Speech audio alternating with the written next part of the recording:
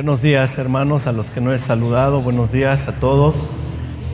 Bueno, pues vamos a continuar el día de hoy, hermanos, con nuestro estudio. Ya llevamos con esta la cuarta semana, la cuarta prédica más bien, sobre panorama bíblico, que me parece, hermanos, es también muy importante. Me parece que conocer el libro del Pentateuco, es decir, los primeros 5 libros de la Biblia, Génesis, Éxodo, Levítico, Números, Deuteronomio, es sumamente importante para poder comprender el resto de las Escrituras. Si no entendemos desde el principio la obra de Dios, el plan de Dios, desde la creación misma y luego la institución de la ley bíblica y el propósito de Dios para la ley, si no entendemos esa parte, la historia de cómo nació, cómo surgió el origen, pues, de el pueblo de Dios, del pueblo de Israel, si no comprendemos cómo surgió el pueblo de Israel, la elección que Dios hizo y su propósito, todo esto en los primeros 5 libros de la Biblia, pero luego si no comprendemos la historia posterior, es decir, un panorama bíblico más o menos claro, en verdad les digo, hermanos, y esto ha pasado con la iglesia moderna, el cristianismo moderno, de una enorme transgiversación de la enseñanza, del conocimiento de la palabra de Dios.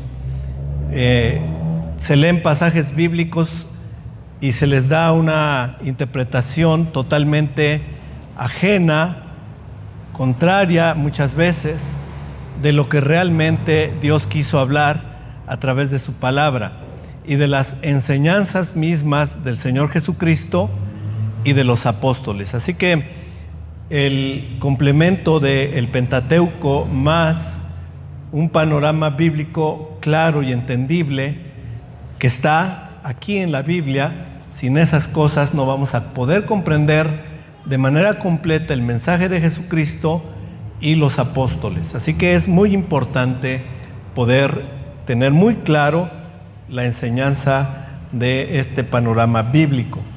Bien, en todos los mensajes anteriores llegamos hasta el tiempo de el cautiverio, perdón, no de sino de el cautiverio. Sabemos que por causa de la desobediencia a Dios, los hijos de Israel primero fueron llevados cautivos por los asirios en el año 722 a.C. y fueron esparcidos entre las naciones.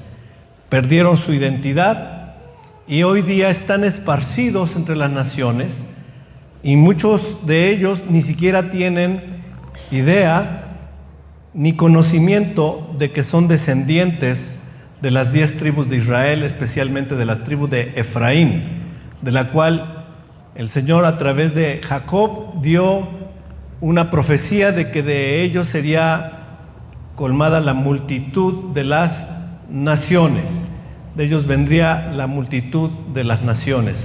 Eso lo leemos en Génesis capítulo 49, si no me equivoco, por ahí de ese capítulo, a lo mejor estoy errado en 1 o 2. Bien. Luego, más adelante, después de que las 10 tribus del reino del norte fue llevado cautivo por los asirios y esparcido a las naciones, también el reino del sur fue llevado cautivo por Nabucodonosor a Babilonia por 70 años, de acuerdo con lo que Dios había hablado en la Torá y confirmado por medio del profeta Jeremías. Eso es lo que vimos más o menos la semana pasada y hablamos de las profecías de algunos de los profetas respecto a todas estas cosas. Encontramos ya entonces el tiempo del cautiverio y un varón que estaba ahí en el cautiverio de nombre Daniel, el profeta Daniel. ¿Se acuerdan? Daniel estaba ahí en el cautiverio, él llegó muy joven, pero ya habían pasado ya prácticamente los 70 años del cautiverio y Daniel, escudriñando a los profetas, se dio cuenta que en efecto ya habían sido cumplidos los 70 años del cautiverio, o estaban a punto de cumplirse más bien, y por lo tanto le pide a Dios que recuerde a su pueblo que está cautivo en Babilonia, los judíos, la casa de Judá, cautivados o tomados como esclavos en Babilonia. Y entonces Daniel hace una oración a Dios, pidiendo a Dios que se acuerde de su pueblo y también confesando sus pecados. Eso lo vimos todavía la semana pasada, pero vamos a recordar el texto en Daniel capítulo 9, versículo 2, donde leemos precisamente el tiempo en que Daniel recuerda que ya se cumplieron los 70 años del cautiverio de los judíos, del pueblo de Dios, la casa de Judá, cautivos en Babilonia. Y leemos esto, Daniel 9:2. En el año primero de su reinado, yo Daniel, está hablando del reinado de Darío, dice, yo Daniel miré atentamente en los libros el número de los años de que habló Jehová al profeta Jeremías, que habían de cumplirse las desolaciones de Jerusalén en 70 años. Así que Daniel tiene muy presente que el Señor había establecido un tiempo en el cual Jerusalén estaría desolado, es decir, solo, abandonada la ciudad y destruida la ciudad. Y Daniel se da cuenta a través de la lectura del profeta Jeremías de que ya se cumplió el tiempo. En el verso 3 dice, y volví mi rostro a Dios, el Señor, buscándole en oración y ruego, en ayuno, cilicio y ceniza. Luego vimos desde el versículo siguiente hasta la terminación del capítulo 9, la oración de Daniel pidiendo a Dios perdón por los pecados de la casa de Judá y porque el Señor los haga volver a Jerusalén, a la tierra de Judea. Y él está confesando a Dios por todo lo que ellos hicieron, principalmente porque se apartaron de la ley de Dios. Esa es la confesión que hace Daniel, nos hemos apartado de tu ley. Esto lo podemos ver en Daniel capítulo 9, verso 11, mismo capítulo que estamos viendo, pero del verso 11 en adelante. Solamente voy a leer uno de los versículos porque si no alargo el mensaje. Y es recordatorio de lo ya visto. Verso 11 dice, todo Israel traspasó tu ley apartándose para no obedecer tu voz, por lo cual ha caído sobre nosotros la maldición y el juramento que está escrito en la ley de Moisés, siervo de Dios, porque contra él pecamos. Bien, entonces Daniel está confesando sus pecados, pero Dios levanta también a otro varón de nombre Nehemías. Más adelante, después de Daniel, Nehemías también tiene en su corazón el ir delante del trono de Dios en oración para pedir perdón por los pecados del pueblo, porque abandonaron la ley de Dios, porque olvidaron los mandamientos, porque tuvieron el corazón de no guardar el día de reposo, de no guardar los mandamientos de Dios y se apartaron de la ley de Dios, y por ello es que les vino todo este castigo, todo este sufrimiento como cautivos en Babilonia. En el libro de Nehemías leemos en los versículos desde el principio, ¿verdad? Pero vamos a leer desde el versículo 4, capítulo 1, versículo 4 del libro de Nehemías. Lo siguiente, vamos a leerlo. Dice así, cuando oí estas palabras, me senté y lloré e hice duelo por algunos días, y ayuné y oré delante del Dios de los cielos, y dije, a ver, ¿qué palabras había oído Nehemías? Bueno, puede usted leer al principio, pero muy brevemente. Nehemías había preguntado a algunos que habían ido a Jerusalén y habían vuelto, que cómo estaban el pueblo que todavía permanecía, el remanente que permanecía en Jerusalén. y ellos le dieron un mal informe de que el pueblo estaba en oprobio y que la ciudad estaba destruida y el templo destruido. Cuando yo oí estas palabras, dice Nehemías, me senté y lloré e hice duelo por algunos días y ayuné y oré delante del Dios de los cielos.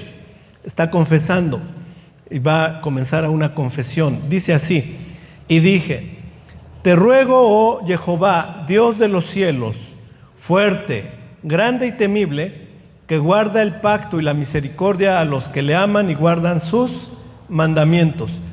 Ustedes van a notar que tanto Daniel como Nehemías hacen mención de que Dios guarda el pacto y la misericordia a qué tipo de personas. Aquí dice claramente, a los que ¿qué? Le aman a Dios y guardan mis mandamientos. Estas dos palabras juntas, guardar y amar, es repetitivo en la confesión de Daniel, en la confesión de Nehemías, en la confesión de Esdras, y puedo incluso decir que en las palabras del Señor Yeshua, de Jesús, porque Él dijo, el que tiene mis mandamientos y los guarda es el que me ama. Así que son palabras muy repetidas por Dios a través de Esdras, de Nehemías, de Daniel y desde luego también desde la persona de nuestro Señor Jesucristo. Verso 6.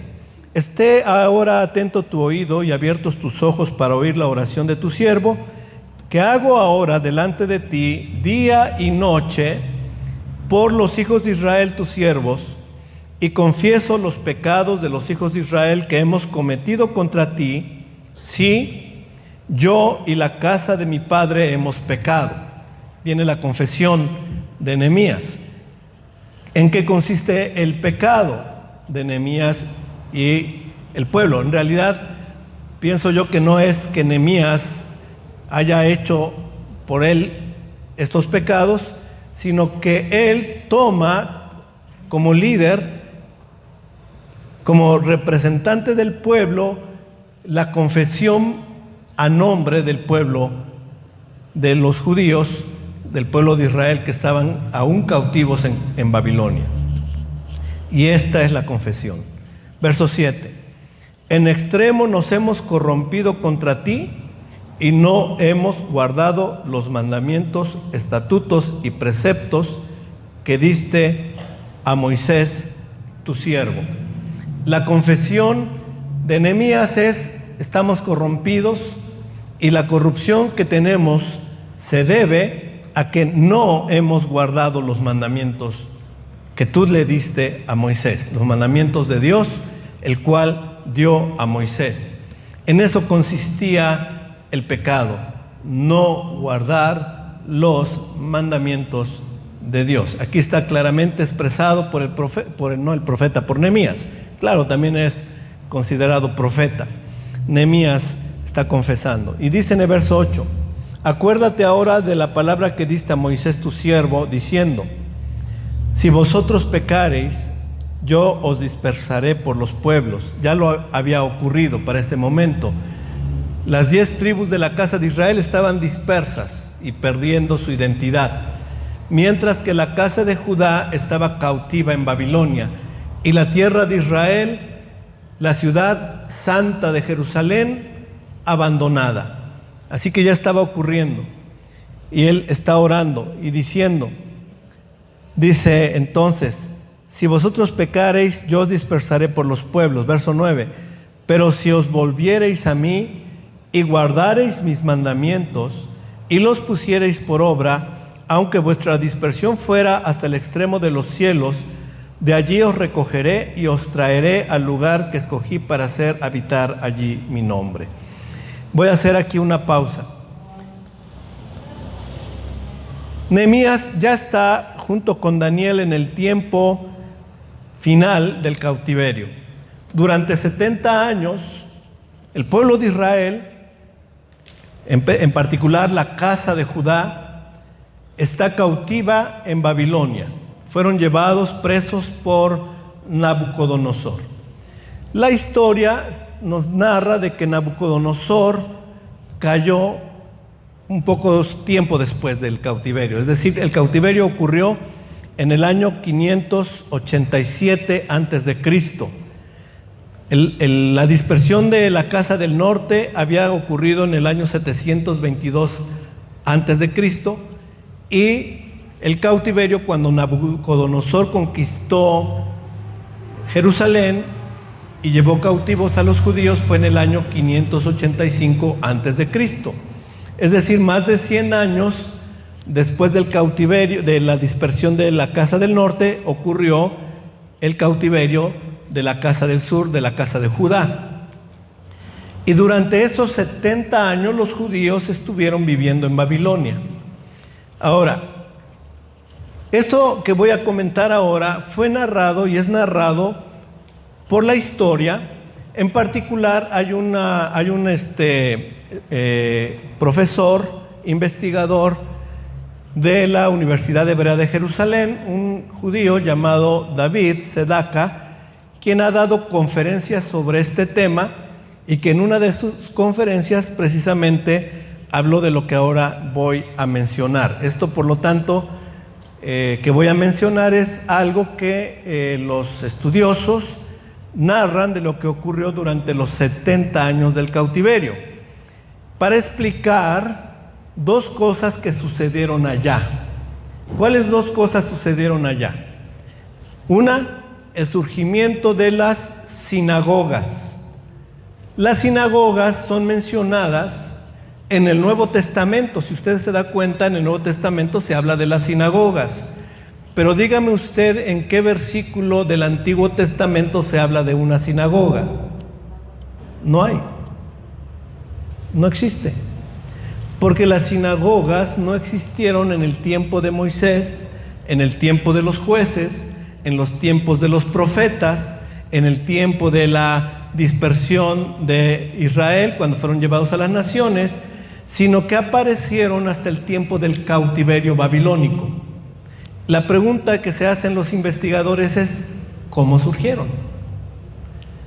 Y lo segundo que surgió fue el rabinato. ¿Qué es el rabinato? Los rabinos. La existencia de un rabí o rabino. ¿Ok? ¿De dónde surgió?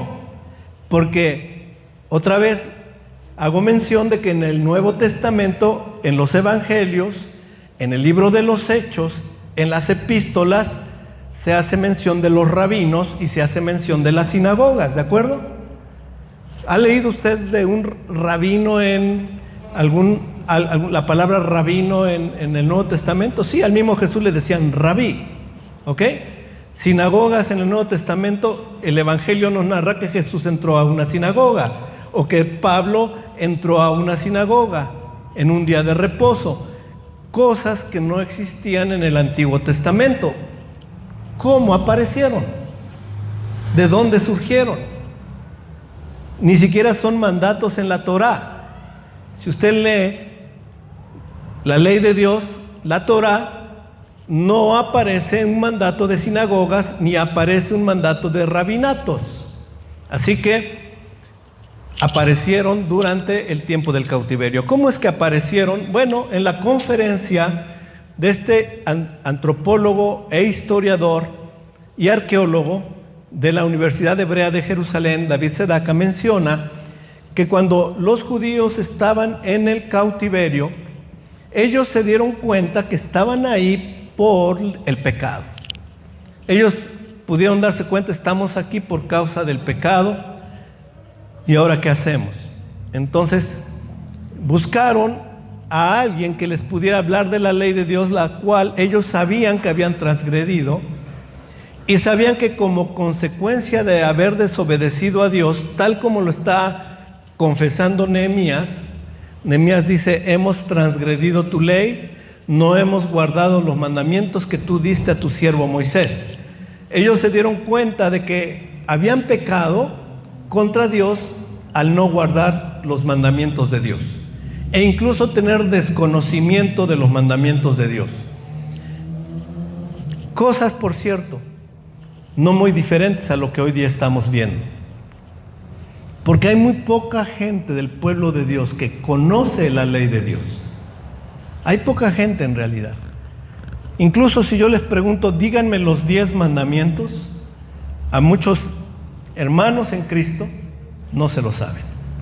No conocen la ley de Dios. Y no son 10, son más de 600 los preceptos de Dios.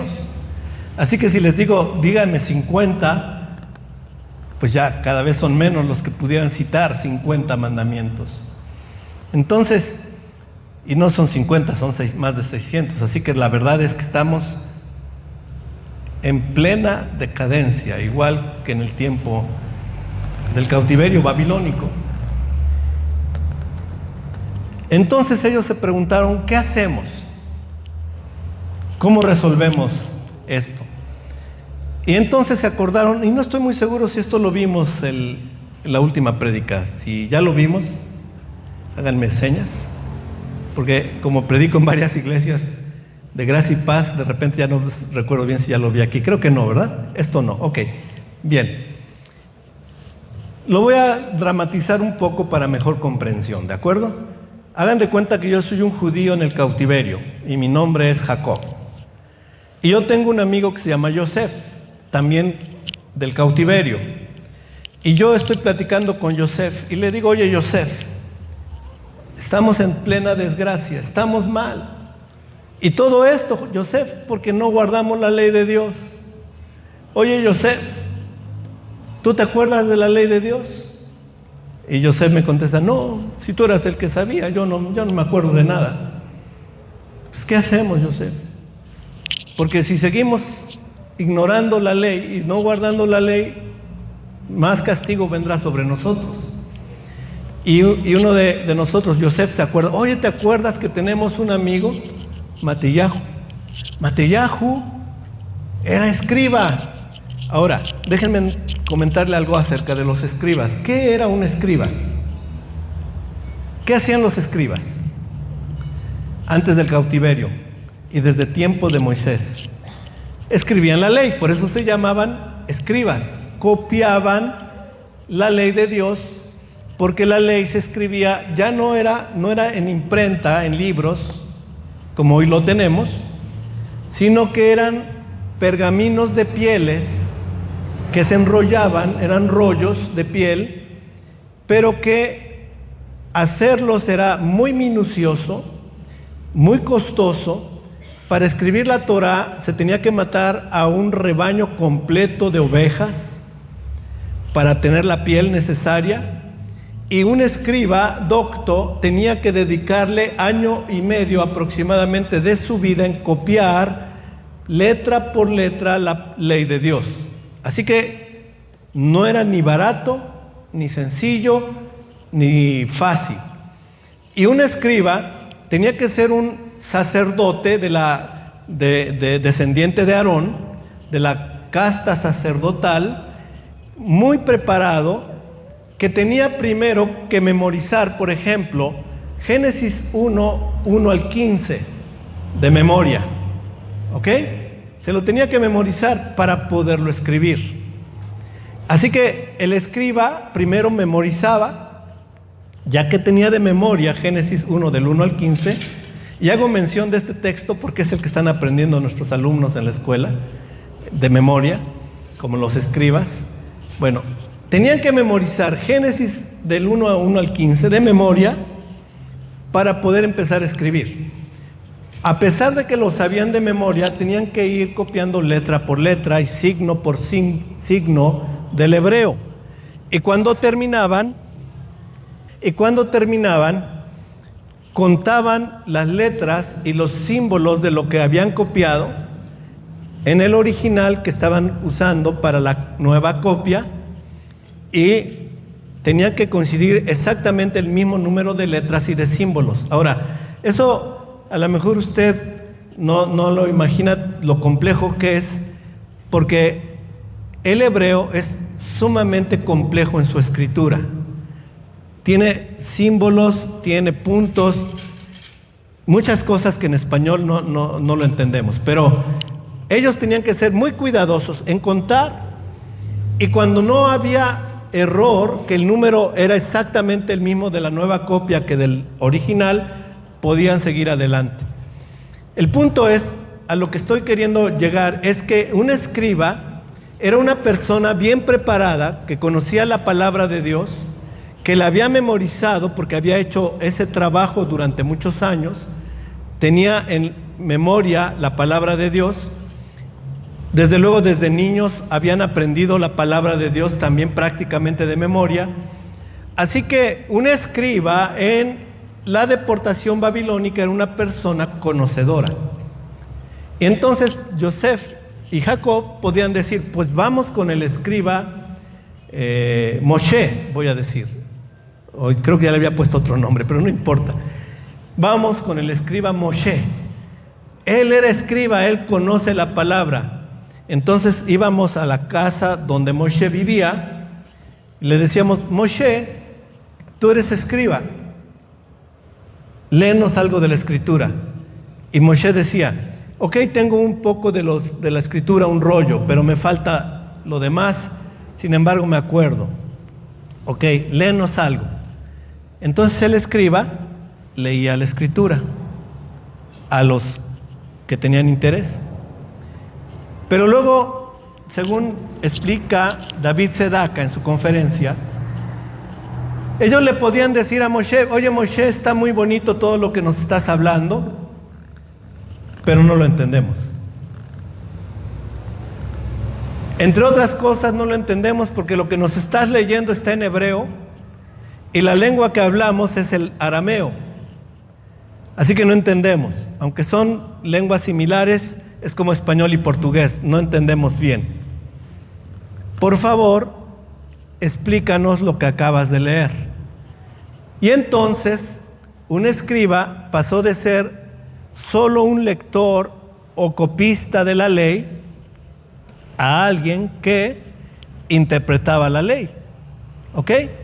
Los escribas, en el tiempo de la deportación, puesto que ya no existía el templo, puesto que ya no existía la lectura pública en el templo, ahora dependían de los escribas.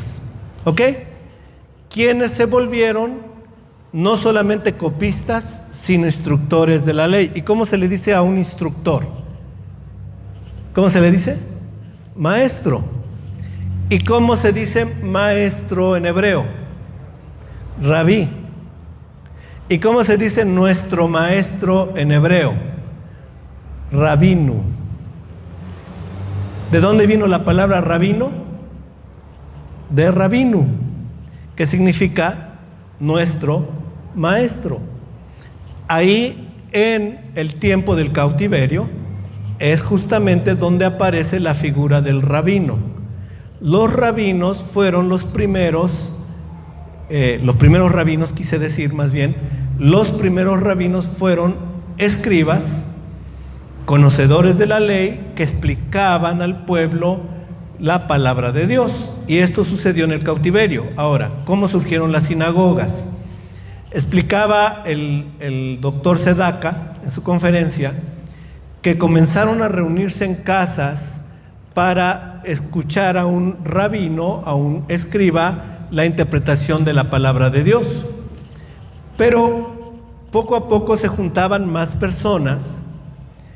Decía a manera un poquito chusca el conferencista, decía, y la esposa del escriba le decía, oye, ya son muchos, ya llegan muchos a la casa, ya ni caben en mi sala, además me dejan sucio, yo soy la que tengo que barrer cuando se van.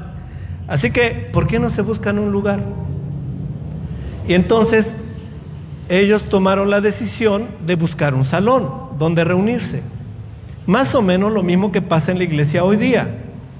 Cuando en una iglesia surge y se reúne en la casa de alguien, con el tiempo decimos, hay que buscar un lugar, ¿no? Pues ya somos muchos y además no es muy cómodo para los de la casa que aquí estemos. Buscaron un lugar donde sentarse a oír la palabra de Dios. ¿Y cómo se dice sentarse juntos en griego? Porque también hablaban griego. ¿Cómo se dice? sinagoge. Entonces la palabra sinagoga viene del griego, que significa el lugar donde nos sentamos juntos.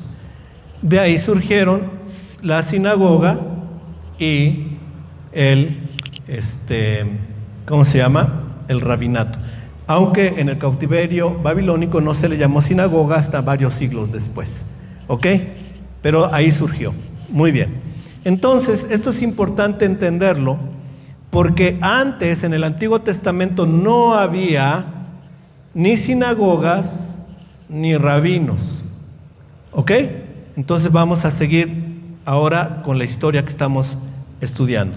Vamos ahora a leer lo que sucedió más adelante, ya unos pocos años después, con Nehemías, con el tiempo de Daniel, porque surge un rey en Persia, en Babilonia, que ahora es Imperio Persa, un nuevo rey que saca un decreto muy importante. Vamos a leerlo, por favor, en el libro de Segunda de Crónicas, capítulo 36, versículo 22. ¿Sí, le puedes subir un poquito? Ok. Segunda de Crónicas 36, 22. ¿Ya lo tenemos, hermanos? Ok.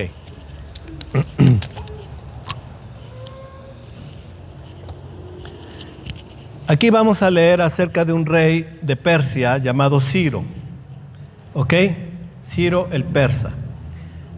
Segunda de Crónicas 36, 22 leemos: Mas al primer año de Ciro, rey de los persas, para que se cumpliese la palabra de Jehová por boca de Jeremías, Jehová despertó el espíritu de Ciro, rey de los persas, el cual hizo pregonar de palabra y también por escrito por todo su reino, diciendo: Así dice Ciro, rey de los persas: Jehová, el Dios de los cielos, me ha dado todos los reinos de la tierra, y él me ha mandado que le edifique casa en Jerusalén, que está en Judá. Quien haya de entre vosotros, de todo su pueblo, sea Jehová su Dios con él, y suba. Surge por medio de un rey persa llamado Ciro un evento de gran importancia en la historia del pueblo de Dios. Un rey pagano, por cierto, Ciro, rey persa, que saca un decreto que incluso él menciona que el Dios de los cielos le ha mandado hacer, en el verso 23. Ese decreto instruye que se debe reconstruir la casa de Dios que está en Jerusalén, el templo que había sido destruido. El primer templo fue construido por Salomón, pero los babilonios lo arrasaron, lo quemaron y lo destruyeron por completo. Y Ciro saca un decreto en donde da la instrucción de que se reconstruya el templo de Dios que está en Jerusalén, y da orden para que todos aquellos de los judíos que quieran subir a Sión vayan para reconstruir el templo. Entre los que oyeron este decreto está un escriba muy erudito en la palabra de Dios llamado Esdras y sus compañeros.